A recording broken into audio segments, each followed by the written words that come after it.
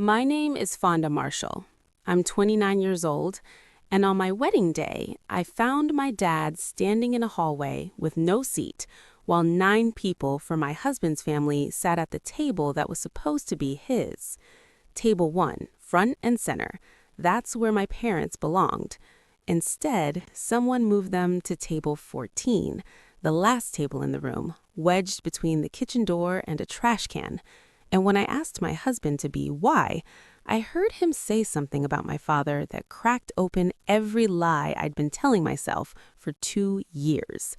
I stood in that hallway in my wedding dress, 200 guests waiting on the other side of the wall, and I made a decision that I cannot take back, and wouldn't if I could. What I did, what he said, and what happened to his family after that's the story I'm about to tell you. Before I do, take a moment to like and subscribe, but only if this story earns it. Drop your city and your local time in the comments. I like knowing who's out there. Now, let me take you back to the morning of June 14th, the last morning I ever woke up as Garrett Whitfield's fiancé. Millfield, Ohio. Population 8,000. The kind of town where the pharmacist knows your blood type and the mail carrier remembers your dog's name. I grew up on Birch Lane in a 2-bedroom house my father bought the year I was born. He paid it off in 22 years, wrote the last check on my 16th birthday, then took us all to Dairy Queen to celebrate. My dad, Dave Marshall, fixed pipes for a living. 35 years with the same pair of steel-toed boots, resoled 4 times. His knees went bad around year 20, his back followed around year 30. But I never once saw him miss a day when I was in school. He'd come home at 6, scrub the grease off his hands with that orange soap that smelled like gasoline and citrus, and ask me what I learned that day. My mom, Linda, worked the cafeteria line at Millfield Elementary. She served lunch to 400 kids a day and knew every single one by name.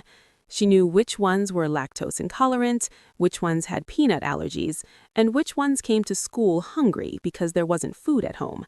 Those kids always got extra helpings. Always. We weren't wealthy. I shared a bedroom wall with a water heater. My winter coat in 7th grade was my cousin's from 2 years before. But the door was always open, dinner was always hot, and my parents never once made me feel like I was missing anything. I got through college on a scholarship and student loans, became a nurse practitioner at the community clinic on Route 9, paid off my debt by 28. I built that life with my own hands, but the foundation, that was Dave and Linda Marshall. I thought a family like that was enough for anyone. I was wrong. I met Garrett Whitfield on a Tuesday in October, 2 years before the wedding. His father, Richard, came into the clinic for a routine physical. Garrett drove him. He was leaning against the reception counter when I walked through with a chart. Tall, dark hair swept back, the kind of jaw that looks like it was designed in a boardroom. He smiled at me, and I'll be honest, I smiled back. We went to dinner that Friday, then again the next week, then every week after that. Garrett was charming in a way I wasn't used to. He opened doors, pulled out chairs, took me to a French restaurant in Columbus where the napkins were heavier than my winter coat. The Whitfields were a different world. Real estate developers, 3 generations deep. Their name was on a subdivision, a commercial plaza, and a bronze plaque at the country club where they'd been members for 25 years. 5-bedroom house on 2 acres. Richard ran the company. Garrett managed acquisitions. His mother, Constance, chaired the Hope Foundation's annual gala and sat on 2 nonprofit boards. The first time I met Constance, she wore cream silk and pearl earrings the size of dimes. She shook my hand, looked me up and down, and said, "A community clinic. How interesting." Garrett used to date the Harrison girl, Dr. Harrison's daughter over at St. Luke's. She smiled when she said it, the kind of smile that isn't really a smile. I told myself that's just how people talk in those circles. Stiff, performative, it didn't mean anything. Garrett squeezed my hand under the table and whispered, "She'll warm up." She never did. But by then, I was already in love. And love has a way of making you explain away the things you should be running from. Garrett proposed 14 months later at the restaurant his family owned a stake in, A private room, candles, a string quartet, and Constance sitting 3 tables away. Coincidence, Garrett called it. I said yes anyway, because the ring on my finger wasn't from Constance. It was from the man who drove 40 minutes to bring me soup when I had the flu, who texted me every morning, who said my parents were good people and that he couldn't wait to call Dave Dad. Then the wedding planning started, and the version of Garrett I thought I knew started to blur. Constance chose the venue, the Whitfield Country Club, not the little church on Maple Street where my parents were married. She chose the wedding planner, her friend Diane. She chose the menu, and when my mom suggested adding her fried chicken as one of the appetizers, Constance tilted her head and said, "That's sweet, Linda, but this is a seated dinner, not a potluck." My mother laughed it off. I saw the way her hands tightened in her lap. Every time I pushed back, Garrett had the same answer. "Let Mom have this one, babe. After the wedding, it's just us. Our own house, our own rules." I wasn't a pushover. I want to be clear about that. I made a calculated decision. Lose the small battles now, win the war later. The venue didn't matter. The menu didn't matter. What mattered was the marriage, the 40 years after the party. That was my logic, and it made sense right up until I realized the small battles weren't small. They were rehearsals. Constance was testing how far she could push, and I kept giving ground. I didn't know it then, but the wedding day wasn't the war. It was the last rehearsal. June 14th, 6 a.m. I woke up in my old bedroom at my parents' house. Sunlight through the curtains my mom sewed when I was 12. The dress hung on the closet door. Ivory satin, teal length, bought with my own savings. Constance had suggested a designer gown from a boutique in Columbus. I declined. This was the one thing I kept. By 10, I was at the Whitfield Country Club. The place looked like a magazine spread. White peonies and crystal vases, ivory linens, gold-rimmed chargers at every seat, 300 candles, a 12-piece string ensemble warming up in the garden, $85,000 worth of venue, decor, and catering, mostly covered by the Whitfields. Mostly. 200 guests were expected, half from the Whitfield side, business associates, country club members, the mayor's wife, the Hendersons, the Porters, and the other half were mine. My Aunt Grace from Akron, 3 nurses from the clinic, my college roommate, old neighbors from Birch Lane, people who drove pickup trucks and wore department store dresses and didn't know what a charger plate was. I noticed the imbalance early. The Whitfield guests filled the front rows, the center tables, the spaces closest to the dance floor. My people were scattered toward the edges. Margot, my maid of honor, my best friend since freshman orientation, leaned into me during the processional rehearsal and whispered, "Why are your aunt's people all the way in the back?" I waved it off. Probably just numbers. Their side has more guests. Margot raised an eyebrow, but didn't push it. The ceremony went off at noon. I walked down the aisle. Garrett was waiting. He looked perfect. He always looked perfect. That was part of the problem. I was so busy admiring the frame, I forgot to check what was inside it. After the ceremony, while guests filtered into the cocktail hour on the terrace, I slipped into the reception hall to check the final setup. Call it habit. I'm a nurse. I verify things twice. The room was gorgeous. 20 round tables draped in white, place cards in tiny brass stands. Table 1, the head table, directly in front of the dance floor and the stage, was set for 10. That's where both sets of parents were supposed to sit, along with Garrett's grandmother and my Aunt Grace. I walked to table 1 and picked up the first place card, Gerald Whitfield, Constance's brother. I picked up the next one, then the next, Lydia Whitfield, Thomas Whitfield, Mr. and Mrs. Porter, Mr. and Mrs. Henderson, Patricia Whitfield Ross, Gerald Whitfield Jr., 9 Whitfields and their associates, no Marshalls. My chest tightened. I started checking the other tables. Table 2, Whitfield cousins. Table 3, country club members. I kept going. Table 10, table 12. I found them at table 14, the last table in the room, wedged between the kitchen door and a trash can. And when I asked my husband to be why, I heard him say something about my father that cracked open every lie I'd been telling myself for 2 years. I stood in that hallway in my wedding dress, 200 guests waiting on the other side of the wall, and I made a decision that I cannot take back, and wouldn't if I could.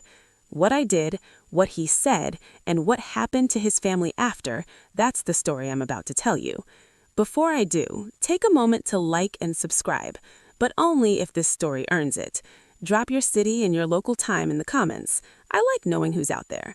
Now, let me take you back to the morning of June 14th, the last morning I ever woke up as Garrett Whitfield's fiancé. I stared at those two place cards. Gold ink on cream stock sitting on a table next to a trash can with a foot pedal. I found the wedding coordinator, Diane, near the bar. Who changed the seating chart? She didn't blink. Mrs. Whitfield adjusted it this morning. She said the bride approved. I never approved anything. I stood in that reception hall alone and did something I trained myself to do in the ER. Triage table 14, swinging kitchen door, clanging pots, folding chairs, a trash can with a foot pedal 2 feet from where my father would eat his daughter's wedding dinner. If I said nothing, here's what would happen. My parents would sit there. They wouldn't complain. My dad would straighten his tie, the one he bought in 2009, the only good one he owned, and he'd smile and say, "It's fine, sweetheart."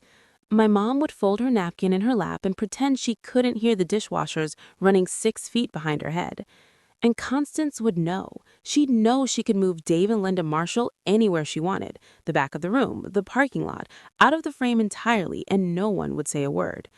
Every Thanksgiving after this, every Christmas, every grandchild's birthday, Dave and Linda would always be table 14. The people who didn't quite fit, the ones you seat near the service entrance so the important guests don't have to look at them. I thought about my dad's hands. 35 years of copper pipe and joint compound. He could rebuild a bathroom in a day. He saved 6 months to buy that suit.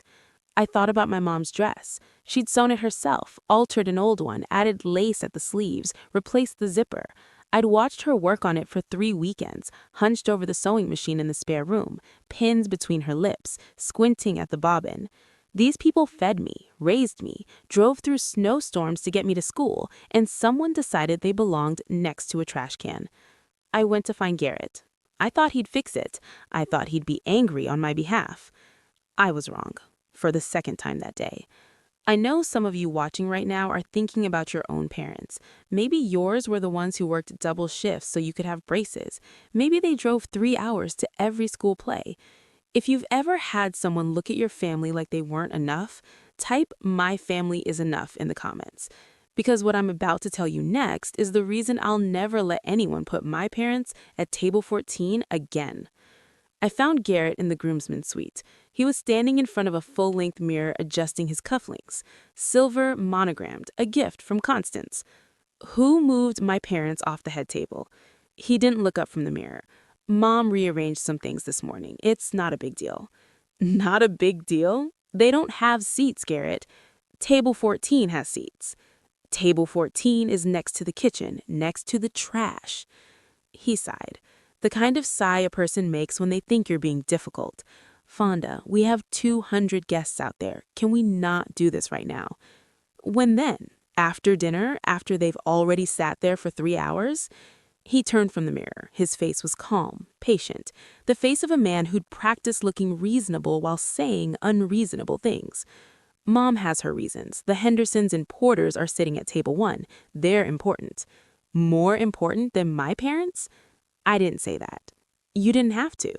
He stepped toward me, put his hand on my arm, gentle, rehearsed. Baby, you're stressed. It's your wedding day. Let's get through dinner and I'll talk to Mom tomorrow. Tomorrow? That was always the answer. Tomorrow after the engagement party. Tomorrow after the shower. Tomorrow after the wedding. Tomorrow never came. I searched his face for something. Anger, guilt, surprise, anything that would tell me he didn't know about this until right now. There was nothing. No surprise, no outrage. He'd known since morning, maybe longer. He knew Constance moved my parents to the back of the room, and he'd gotten dressed, fixed his cufflinks, and checked his hair in the mirror. I walked out without another word. I still had one more door to open. On my way back through the corridor, I stopped at the welcome table near the entrance. A stack of printed programs, ivory cardstock, gold lettering, sat in a neat row next to the guest book. I picked one up and opened it. Page 2, with love and gratitude to our families. Below that heading, a list. Richard and Constance Whitfield, Gerald and Lydia Whitfield, Thomas Whitfield, the Whitfield Family Foundation. 4 lines, all Whitfield. I flipped the card over, checked the back, checked inside the fold. Dave and Linda Marshall were nowhere. In the original version, the one I'd approved 3 weeks ago, my parents were listed first, with deepest love to Dave and Linda Marshall, whose sacrifices made all of this possible. I'd written those words myself. Constance had seen the proof. She hadn't objected. She hadn't needed to. She just waited until the morning of the wedding and had Diane reprint them. My parents' names erased, not just from the table, from the record. I found Margot near the bridesmaid's room, touching up her lipstick. One look on my face and she set it down. What happened? I told her. The table, the program, Garrett's reaction, all of it. 30 seconds, no pauses. Margot didn't flinch. She didn't gasp or say, "Oh my God," or tell me to calm down. She just closed the lipstick cap, put it in her clutch, and looked at me. "What do you want to do?" "I don't know yet." "Okay, what do you need from me?" "Stay close." "I'm here, Fawn. I'm right here." She didn't say, "I told you so." Margot had warned me about the Whitfields 6 months ago, gently, once, and then never again. She respected my choices, even the ones she disagreed with. That's why I trusted her more than anyone in that building. I still didn't know what I was going to do, but I knew the next thing I needed to hear would decide everything. I walked back toward the groomsmen's suite. I wasn't eavesdropping. I was going to try one more time to stand in front of Garrett and say, "Fix this or I don't walk into that room." The door was cracked open, 3 inches, maybe 4, enough to hear everything. Constance's voice first, low, controlled, the way she always sounded when she was most dangerous. "Garrett, look at her father. That suit is from 2005. And her mother, my God, did she sew that dress herself? They look poor. You cannot have them sitting at the front table. Our guests will think—" "I know. The Hendersons are sitting right there. Jim Porter and his wife. These are the people who matter, Garrett. Not, I'm sorry, but not a plumber and a lunch lady." "You're right. The Marshalls are fine in the back. It's more appropriate." A pause. Then Constance, quieter. "You should have listened to me from the start. She doesn't belong here." "She doesn't belong here?" I pressed my hand against the wall. The hallway tilted. I heard my own pulse in my ears, hard, slow, like a door being locked from the inside.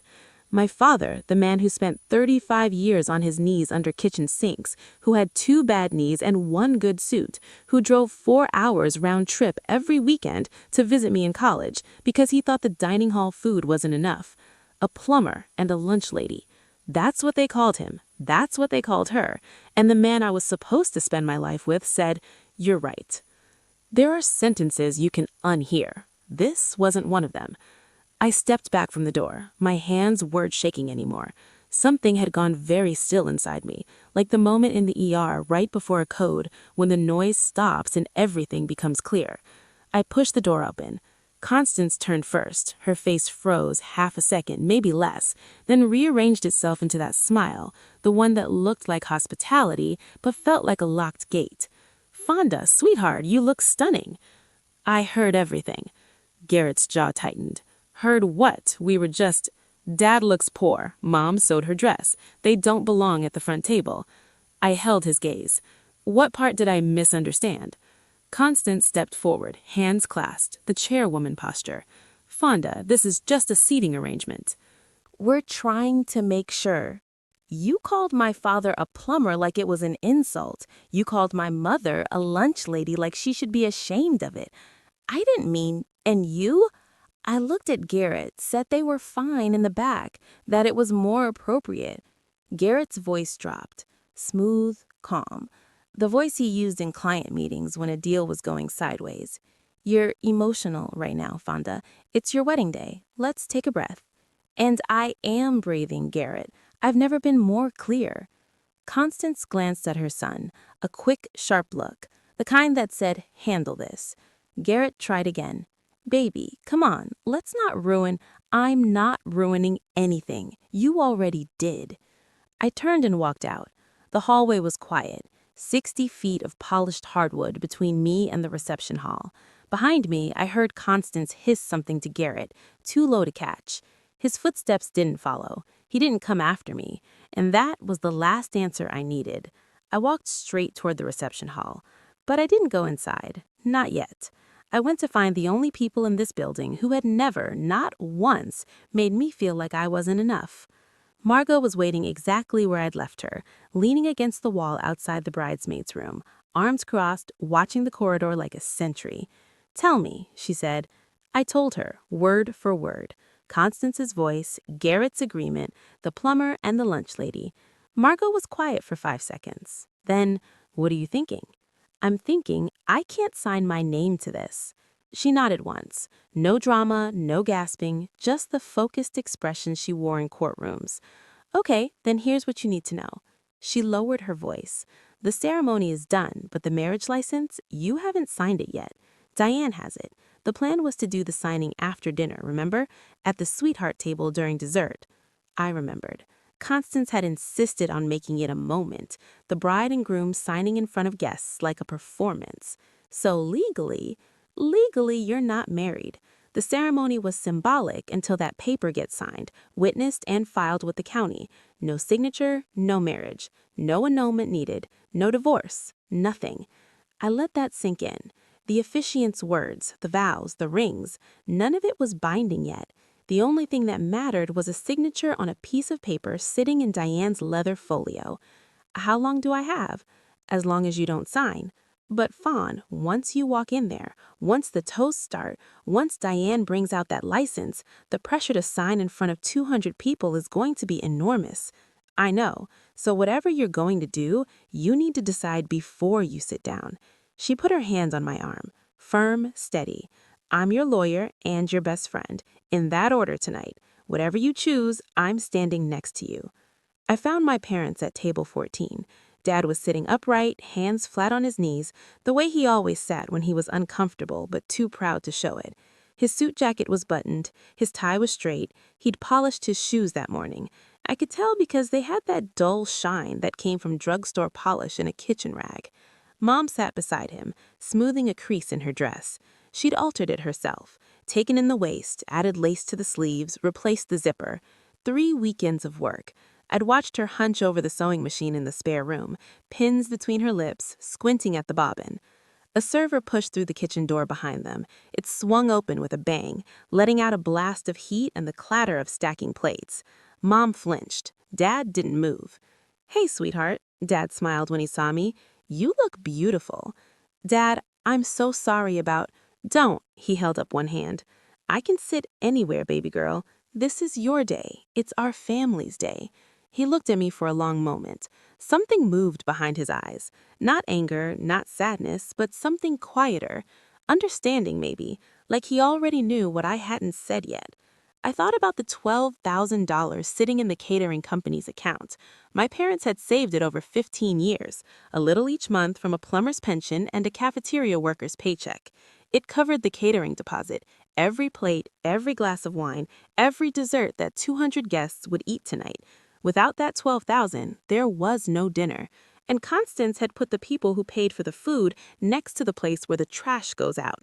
"Stay here," I said. "Both of you. I'll be right back." Mom reached for my hand. "Fonda, don't make trouble on account of us." "I'm not making trouble, Mom. I'm finishing it."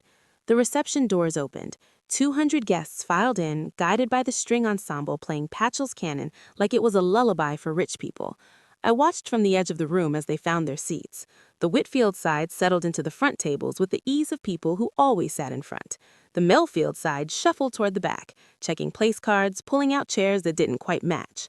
The MC, Derek, Garrett's fraternity brother, stepped up to the mic. "Ladies and gentlemen, let's raise a glass to love." No mention of the Marshalls, not a word. From across the room, I saw Nurse Patricia, my charge nurse, the woman who trained me in the ER, walked toward table 14 with a plate of appetizers. She stopped, looked at the folding chairs, looked at the kitchen door, looked at my father. She set the plate down and came straight to me. "Fonda." Her voice was low, controlled, the same tone she used when a patient was coding. "Why are your parents sitting next to the service entrance?" "I'm handling it, Pat. That man rebuilt the plumbing in my house for half price when my pipes burst in January. He wouldn't even take a tip." "I know. So why is he sitting next to a trash can at his daughter's wedding?" At table 1, Mr. Henderson, Jim Henderson, Richard's biggest development partner, leaned toward his wife and said something quiet. She looked over her shoulder at the back of the room, then back at him, frowning. People were noticing. The seams were starting to show. The first course was served. Butternut squash bisque in white porcelain bowls. My parents' $12,000, plated and garnished with microgreens. Constance left table 1 and walked toward the bar, her friend Vivian at her side. Their path took them directly past table 14. I was standing near the dessert station, 20 feet away, close enough to see, close enough to hear. My mother was adjusting the lace on her left sleeve. The stitching had come loose, 3 inches of thread hanging from the cuff. She was trying to tuck it under discreetly with the focus of someone who didn't want to be noticed. Constance stopped, looked at Mom's sleeve, then turned to Vivian. Bless her heart. Someone should have bought her a proper dress. She sipped her champagne. But I suppose you have to know your place. She said it the way she said everything, with a smile, at a volume that was technically private, but perfectly calculated to carry. My mother's hands went still. She stopped fiddling with the sleeve. Her eyes dropped to the table. Dad reached under the tablecloth and took her hand. He didn't say anything. He just held it. I have watched patients flatline. I have held a child while a doctor delivered a terminal diagnosis to her mother. I have seen things in the ER that would keep most people awake for weeks. But watching my father, Dave Marshall, the strongest man I have ever known, sit there and absorb that woman's contempt while holding my mother's hand under a folding table next to a trash can, that was the worst thing I have ever seen. Because for the first time in my life, I saw him ashamed. Not of himself, of the situation, of being put somewhere he didn't deserve to be and not being able to fix it. I was done, completely and irreversibly done. I crossed the room, grabbed Garrett's arm at the edge of the dance floor, pulled him behind a column where the nearest table couldn't hear us. Your mother just humiliated mine in front of guests right now. What did she say? Know your place. Someone should have bought her a proper dress. Garrett ran his hand through his hair. Fonda, Mom says things she doesn't mean. She means every syllable and you know it. Can you please just get through dinner? Go over there. Tell your mother to apologize right now. He looked at me. Then he looked across the room at Constance laughing with Vivian at the bar at table 1, where the Hendersons sat at the string ensemble playing something soft and expensive. He looked at all of it. Then he looked back at me. I'm not making a scene, Fonda. 200 people are watching. Then whisper, I don't care how you do it, just do it. He straightened his jacket, took a breath, and said the thing that ended us. Your parents will be fine. They're tough. Let's just get through tonight. He turned around and walked back to table 1, sat down in his gilded chair. Constance leaned over and patted his arm. He picked up his wine glass. I stood behind the column alone. The string quartet shifted into something by Vivaldi. Servers glided past with trays of seared salmon, my $12,000 salmon. 200 people laughed and clinked glasses in a room where my parents didn't have a seat worth sitting in. Garrett chose. He chose the table. He chose the room. He chose his mother. Now it was my turn. I went straight to table 14 and sat down. Not in the chair assigned to me at the sweetheart table, not next to the groom, between my parents. Mom looked at me confused. Honey, you should be up front. My family's here, so I'm here. Dad studied my face. He'd known me for 29 years. He could tell when I was about to do something. Fonda, his voice was quiet. Careful, don't do anything on our account. I'm not doing this for you, Dad. I'm doing this for me. I looked across the room to the bridesmaids' table. Margot was already watching. I met her eyes and gave a single nod. She nodded back. Then she reached under the table, grabbed her clutch, and stood up. I took one breath, then another. Then I pushed back my chair and stood. The walk from table 14 to the stage was maybe 60 feet. It took me about 30 seconds. My heels clicked on the polished hardwood, a sharp, steady rhythm like a metronome counting down. A few heads turned, then more. The conversations didn't die all at once. They faded, table by table, like ripples moving backward. By the time I reached the stage, the room was almost silent. Derek, the MC, was mid-sentence into some anecdote about Garrett's college days. He saw me step up and faltered. The bride, everyone. Scattered applause. I took the microphone from his hands.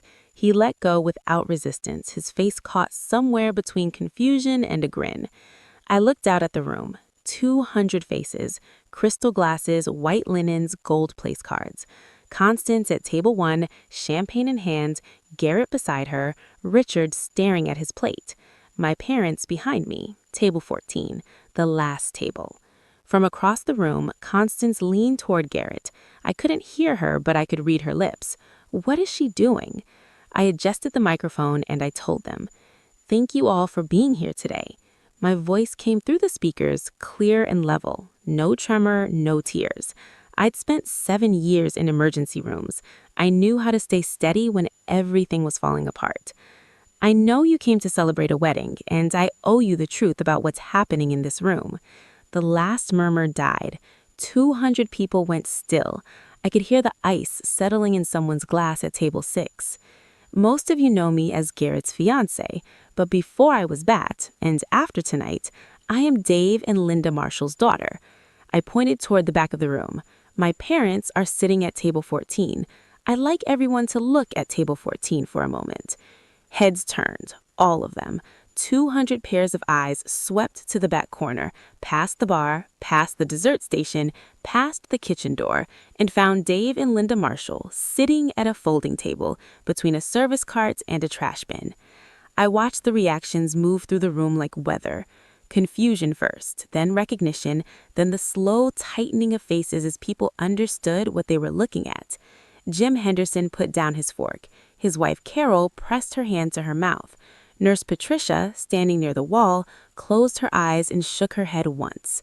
At table 1, Constance's smile hardened into something ceramic. Her hand gripped the stem of her champagne flute.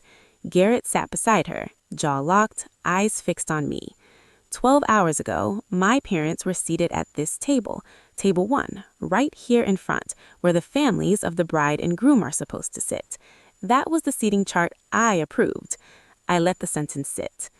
This morning, that changed. This morning, someone walked into this room and replaced every place card at the head table.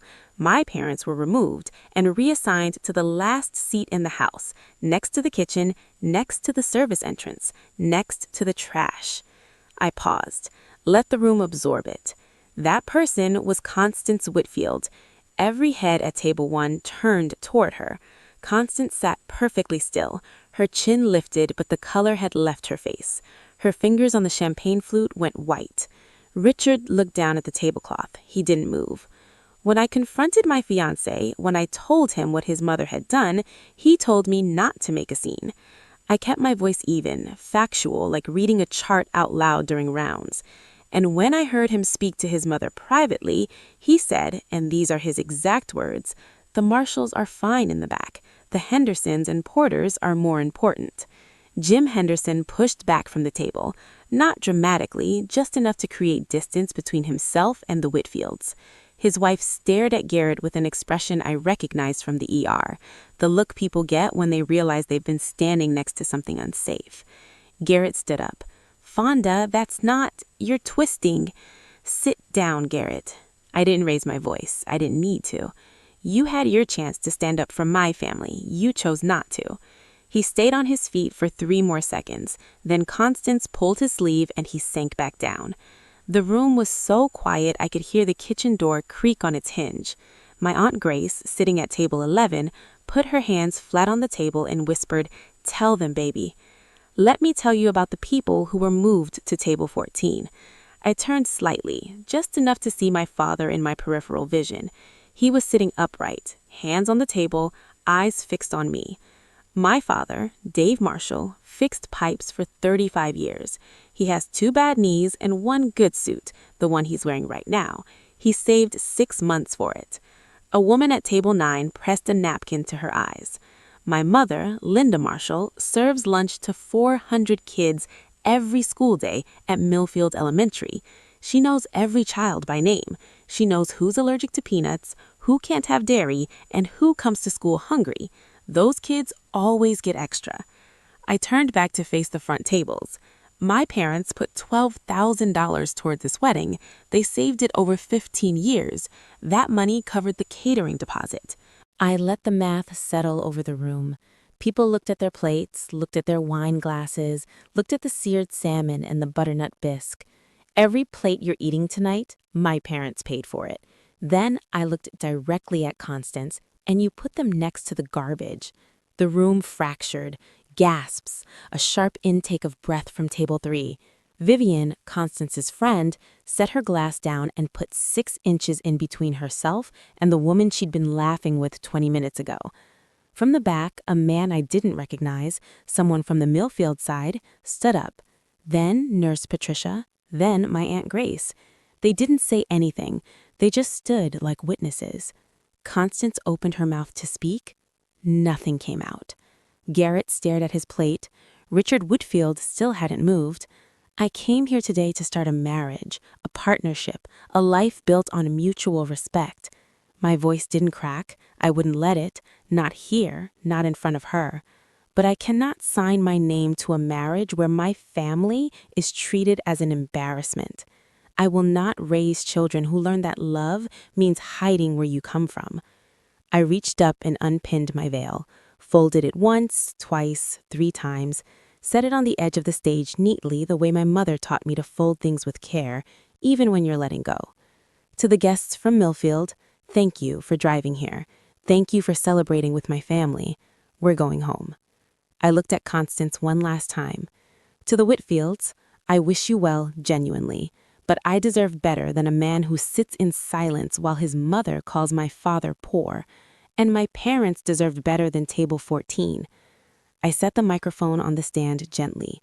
No slam, no drop, just placed it the way you put down a tool when the job is finished. I stepped off the stage and walked to the back of the room, my heels on the hardwood again, that same steady rhythm, 60 feet.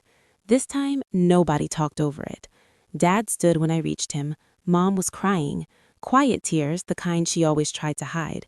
I hugged them both right there between the folding chairs and the kitchen door. Margot appeared with my coat and bag. She'd already called a car.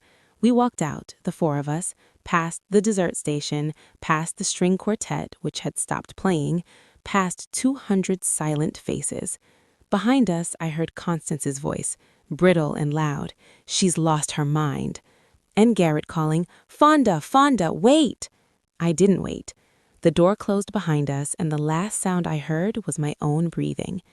If you're still here, you already know why I did it, but I want to hear from you. Has anyone ever told you your family wasn't good enough? That your parents didn't fit in? Type not table 14 if you know that feeling.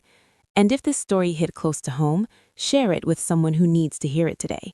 Now, what happened after I walked out? That's where the real story begins. That night, I sat at the kitchen table in my parents' house, same table I'd done homework on since 3rd grade. Formica top, chrome legs, a chip in the corner from when I dropped a cast iron skillet in high school. Mom made coffee. Dad sat across from me and said nothing, which was his way of saying everything. At 9:15, Margot called. The marriage license is still unsigned. I confirmed with Diane. She has the original document. It was never signed, never witnessed, never filed. So legally, you were never married, not for a single second. No annulment required, no divorce proceedings, nothing. You walked away clean. I exhaled. One knot in my chest loosened. There's more, Margot said. Under Ohio law, since you cohabited, he may try to claim some shared property, but your lease is in your name and your bank accounts are separate. You're in a strong position. Okay, one more thing. He's been calling. 17 missed calls from Garrett, 3 from Constance, 1 from Richard. Block all 3. Already done. After Margot hung up, I sat in the kitchen for a long time. Dad had gone to bed. Mom was washing the coffee mugs. Even though the dishwasher was empty, she always washed things by hand when she was worried. My phone was silent now. No more calls, no more texts alternating between, "Baby, I'm sorry," and "You humiliated my family," and "You'll regret this." I didn't need his apology. I needed him to have stood up 6 hours ago and said, "That's my wife's family. Put them back where they belong." He didn't, and I couldn't undo what I'd heard. Mom dried the last mug, set it in the cabinet, and kissed the top of my head on her way to bed. "I'm proud of you," she said. "Your father is too. He's just no good at saying it." 2 weeks later, I threw up in the bathroom at 7 in the morning, then again at noon and again at 4. I bought a test at the CVS on Route 9, the one where the pharmacist Gail had known me since I was 6. She looked at the box, looked at me, didn't say a word, just rang it up and handed me the bag. Positive. 2 pink lines, sharp and unmistakable, on the bathroom floor of my parents' house. I sat on the tile and cried. Not the way I had expected to cry if this ever happened, with joy or surprise or that breathless gratitude people describe in pregnancy announcement videos. I cried because my life had just become 10 times more complicated, and I was sitting on a floor that still had the same grout my dad installed in 1998. I was going to be a mother, and the father was a man I'd walked away from in front of 200 people. The question came fast. Tell Garrett. The answer came faster. Yes, this child had a right to know both parents. But telling him didn't mean going back. It didn't mean second-guessing. It didn't mean trading my dignity for a co-parenting arrangement wrapped in Whitfield money. My dignity for a co-parenting arrangement wrapped in Whitfield money. My dignity for a co-parenting arrangement wrapped in Whitfield money. My dignity for a co-parenting arrangement wrapped in Whitfield money. My dignity for a... I let the math settle over the room. People looked at their plates, looked at their wine glasses, looked at the seared salmon and the butternut bisque. Every plate you're eating tonight, my parents paid for it. Then I looked directly at Constance, and you put them next to the garbage. The room fractured, gasps, a sharp intake of breath from table 3. Vivian, Constance's friend, set her glass down and put 6 inches in between herself and the woman she'd been laughing with 20 minutes ago. From the back, a man I didn't recognize, someone from the Millfield side, stood up. Then Nurse Patricia, then my Aunt Grace. They didn't say anything. They just stood like witnesses. Constance opened her mouth to speak. Nothing came out. Garrett stared at his plate. Richard Whitfield still hadn't moved. I came here today to start a marriage, a partnership, a life built on mutual respect. My voice didn't crack. I wouldn't let it. Not here, not in front of her. But I cannot sign my name to a marriage where my family is treated as an embarrassment. I will not raise children who learn that love means hiding where you come from. I reached up and unpinned my veil, folded it once, twice, 3 times, set it on the edge of the stage neatly the way my mother taught me to fold things with care, even when you're letting go. To the guests from Millfield, thank you for driving here. Thank you for celebrating with my family. We're going home. I looked at Constance one last time. To the Whitfields, I wish you well, genuinely, but I deserve better than a man who sits in silence while his mother calls my father poor, and my parents deserved better than table 14. I set the microphone on the stand gently. No slam, no drop, just placed it the way you put down a tool when the job is finished. I stepped off the stage and walked to the back of the room, my heels on the hardwood again, that same steady rhythm, 60 feet. This time, nobody talked over it. Dad stood when I reached him. Mom was crying, quiet tears, the kind she always tried to hide. I hugged them both right there between the folding chairs and the kitchen door. Margot appeared with my coat and bag. She'd already called a car.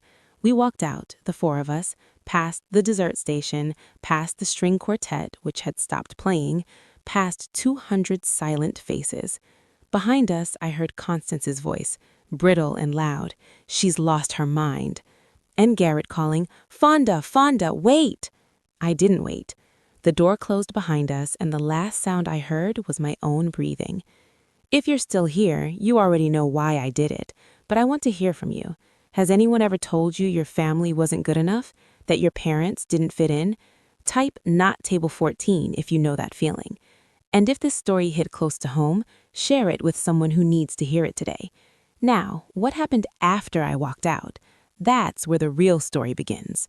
That night, I sat at the kitchen table in my parents' house, same table I'd done homework on since 3rd grade. Formica top, chrome legs, a chip in the corner from when I dropped a cast iron skillet in high school. Mom made coffee. Dad sat across from me and said nothing, which was his way of saying everything. At 9:15, Margot called. The marriage license is still unsigned. I confirmed with Diane. She has the original document. It was never signed, never witnessed, never filed. So legally, you were never married, not for a single second. No annulment required, no divorce proceedings, nothing. You walked away clean. I exhaled. One knot in my chest loosened. There's more, Margot said. Under Ohio law, since you cohabited, he may try to claim some shared property, but your lease is in your name and your bank accounts are separate. You're in a strong position. Okay, one more thing. He's been calling. 17 missed calls from Garrett, 3 from Constance, 1 from Richard. Block all 3. Already done. After Margot hung up, I sat in the kitchen for a long time. Dad had gone to bed. Mom was washing the coffee mugs. Even though the dishwasher was empty, she always washed things by hand when she was worried. My phone was silent now. No more calls, no more texts alternating between, "Baby, I'm sorry," and "You humiliated my family," and "You'll regret this." I didn't need his apology. I needed him to have stood up 6 hours ago and said, I didn't hear the conversation firsthand. I heard it later, secondhand through Margot, who heard it from Hannah, who heard it from a paralegal whose husband played golf with Henderson. Richard, I've been thinking about the development on Oakage. I'm not comfortable moving forward. Jim, what does a wedding have to do with a business deal? If that's how your family treats the people closest to you, I need to think about how you'd treat a partner when things get difficult. Henderson pulled out of the Oakage project, a mixed-use development worth, by local estimates, somewhere north of $300,000 in Henderson's share alone. Richard had to find a new investor. The project stalled 8 months. 3 weeks after the wedding, the Hope Foundation board met behind closed doors. Constance had chaired their annual gala for 6 years. She'd raised more money than any previous chair, but the board had received calls. Donors asking questions, members uncomfortable with the optics. Constance wasn't fired. That's not how these things work in small-town society. She was invited to step back, to focus on family. The gala went on in September without her name on the program. I didn't orchestrate any of this. I want to be clear about that. I never called Henderson. I never contacted the foundation. I never posted on social media. I never told anyone outside of Margot and my parents what happened in that hallway. I didn't have to. 200 people watched Constance Whitfield put a plumber and a lunch lady next to the trash, and 200 people went home and talked about it. Consequences don't always come with a microphone. Sometimes they come with a phone call on a Monday morning. A month after the wedding, Garrett showed up at my parents' house. I was upstairs. I heard the knock, then the screen door creak, then my father's voice. "Garrett, Mr. Marshall." I came to apologize. I was hoping to talk to Fonda. "She told you, go through the lawyers." I know what she said, but I want to say this in person. I should have handled things differently. I should have stood up for your family. Through the window, I could see them. Dad on the porch, arms at his sides. Garrett on the front walk, one step below, looking up. "You should have," Dad said. "Can I see her? 5 minutes." Dad didn't move, didn't shift his weight, didn't cross his arms. He just stood there, filling the doorway the same way he'd stood in every doorway of my life. Solid, present, unmovable. My daughter made herself clear. If you want to be part of this child's life, Hannah Wells has the paperwork. That's the road. Garrett's face tightened. The polished patience cracked just for a second, and something raw showed through. Not remorse, but frustration. The frustration of a man who was used to getting his way and couldn't understand why the script had changed. "You're going to regret this," he said. "My family won't let this go." Dad looked at him for a long moment. Then he said something I'll never forget. "I'm not keeping anyone out, son. I'm keeping the door." He stepped back inside and closed it. Not a slam, a click. The quiet, definitive sound of a latch falling into place. I watched from the upstairs window as Garrett stood on the walkway staring at the closed door. Then he got in his car and drove away. Dad never mentioned the visit. That night at dinner, he passed the potatoes and asked me how the clinic was going. 5 months. That's how long it took to build a new life from the pieces of the old one. I found an apartment 3 blocks from my parents. 1 bedroom, 2nd floor, $850 a month. The carpet was beige, the kitchen had 1 counter, the bathroom fan sounded like a helicopter taking off. It was mine. Mom came over with a measuring tape the first day. By the end of the week, she'd sewn curtains for every window. Blue gingham for the kitchen, white cotton for the bedroom, yellow flannel for the room that would be the nursery. Dad showed up with his toolbox on a Saturday morning, fixed the leaky faucet in the kitchen, replaced the shower head, reinforced the closet rod. Then he spent 3 hours in the nursery building a shelf out of reclaimed wood from a barn demolition in Fairfield County. He carved a small groove along the top edge. No name yet, just a notch where one would go. I dropped a part-time at the clinic during the last trimester. My charge nurse, Patricia, rearranged the schedule without me asking. "You covered for me during my hip surgery," she said. "This is nothing. I won't romanticize it."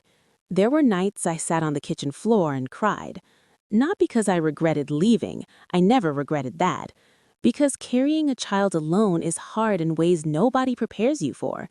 The 2 a.m. cramps with no one to get you water, the ultrasounds where the tech asks, "Is Dad joining us?" The baby shower my mom threw in the living room where the only empty chair was the one that would have been his. I chose this. I'd choose it again, but choosing something right doesn't make it easy. Single motherhood isn't a punishment, but it's not a vacation either. It's just life. And I was living it. Elise Marie Marshall came into the world on a Tuesday at 6:14 in the morning. 7 pounds, 2 ounces, 10 fingers, brown eyes, a scream that shook the delivery room. Marshall. I gave her my name. My parents' name. The name of a plumber and a cafeteria worker who never once made their daughter feel like she wasn't enough. Dad held her first. After me, after the nurses. His rough hands cradled her like she was made of blown glass. He didn't say anything for a full minute, just stood at the window with the morning light on his face and this baby in his arms, breathing. Mom took photos. 47 of them, I counted later. 2 weeks after Elise was born, a letter arrived at my apartment. No return address, but the stationery was heady, the kind you buy at a specialty shop, not a drugstore. I recognized the handwriting from the Whitfield holiday cards Garrett used to show me. Richard Whitfield. I opened it standing at the kitchen counter.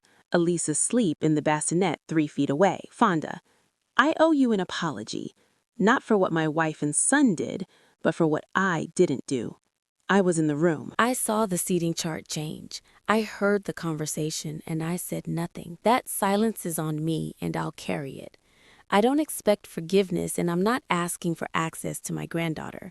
But if there ever comes a day when you'd allow it, I'd be grateful. I read it twice, folded it, put it in the nightstand drawer next to Elise's hospital bracelet. I didn't reply. Not that day, not that month. Maybe Richard was sincere. Maybe this was strategy. I didn't know. And I was done making decisions based on hope. This time, I'd let time answer, not wishful thinking. 1 year later, Elise is 13 months old. She has my eyes and her father's jaw and a laugh that sounds like a hiccup played through a tiny speaker. I'm back full-time at the clinic. Last month, they promoted me to shift lead. It came with a $2 raise and a set of keys to the supply closet. I've never been more proud of a set of keys in my life. The apartment still has beige carpet and 1 kitchen counter, but the walls are covered now. Photos of Elise at the pumpkin patch, Elise with Dad's reading glasses on her head, Elise smearing sweet potato across Mom's apron. The bookshelf Dad built holds 32 children's books and 1 framed picture of my parents on their wedding day, 1991, standing outside the church on Maple Street. The custody arrangement went through family court in October. Garrett gets 2 weekends a month. He picks Elise up at 9, returns her by 5, on time, every time. I'll give him that. Constance is not part of the arrangement. Not because I banned her, but because I set one condition. Any visit with extended family requires my presence or my parents' supervision. Constance called it an insult. I called it a boundary. She hasn't met Elise. Not because the door is locked, but because she won't walk through it on anyone's terms but her own. Garrett and I communicate through a co-parenting app. Short messages, pickup times, doctor's appointments, no small talk, no arguments, just logistics. He's different on handoff days, quieter. He holds Elise a little longer before giving her back.